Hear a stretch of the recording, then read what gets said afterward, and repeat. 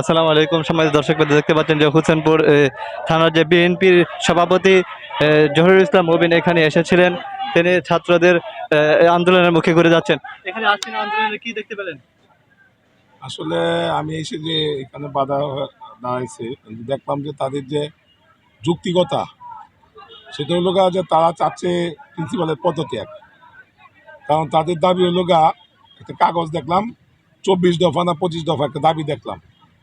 দাবির পরিপ্রেক্ষিতে তারা একটা দাবি করতেছে প্রিন্সিপাল বিগত এই 24 বছরের দুর্নীতির সাথে জড়িত এবং এই কোমলময় শিক্ষার্থীদেরকে বিভিন্নভাবে টর্চার করতেছে।